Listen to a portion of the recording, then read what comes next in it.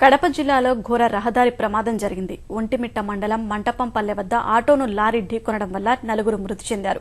రాజంపేట నుంచి కడపకు వెళ్తున్న ఆటో మంటపంపల్లె వద్ద ప్రయాణికుల కోసం ఆగింది. అదే సమయంలో వెనుక నుంచి అతి వేగంగా వచ్చిన లారీ ఆటోను బలంగా ఢీకొంది. ఆటో 3 పల్టీలు కొట్టింది. ఆటోలో ఉన్న నలుగురు అక్కడికక్కడే మృత్యువాత పడ్డారు. వీరిలో ఇద్దరిని నందలూరు మండలం పాటూరుకు చెందిన తండ్రి కొడుకులుగా గుర్తించారు. మరో ఇద్దరు కడపకు చెందినవారుగా భావిస్తున్నారు. ఒంటిమిట్ట పోలీసులు ఘటనా స్థలానికి చేరుకుని ప్రమాదం జరిగిన తీరును పరిశీలించారు.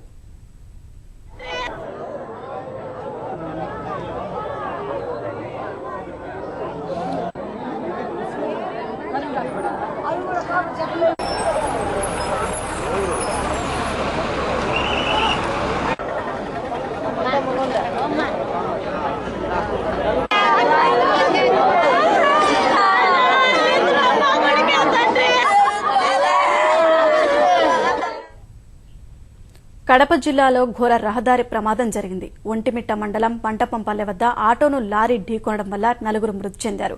రాజంపేట నుంచి కడపకు వెళ్తున్న ఆటో మంటపంపల్లె వద్ద ప్రయాణికుల కోసం ఆగింది. అదే సమయంలో వెనుక నుంచి అతి వేగంగా వచ్చిన లారీ ఆటోను బలంగా ఢీకొంది.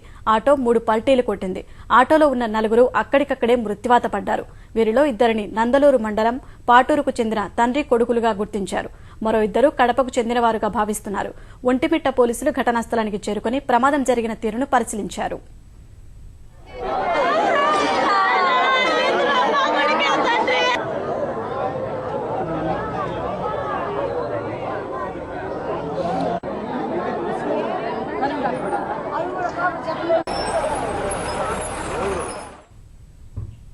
కడప జిల్లాలో ఘోర రహదారి ప్రమాదం జరిగింది.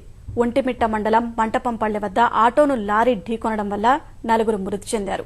రాజంపేట నుంచి కడపకు వెళ్తున్న ఆటో మంటపంపల్లె వద్ద ప్రయాణికుల కోసం ఆగింది.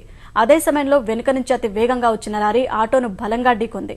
ఆటో 3 పల్టీలు కొట్టింది. ఆటోలో ఉన్న నలుగురు అక్కడికక్కడే మృత్యువాత పడ్డారు. వీరిలో ఇద్దరిని నందలూరు మండలం పాటూరుకు చెందిన తండ్రి కొడుకులుగా గుర్తించారు.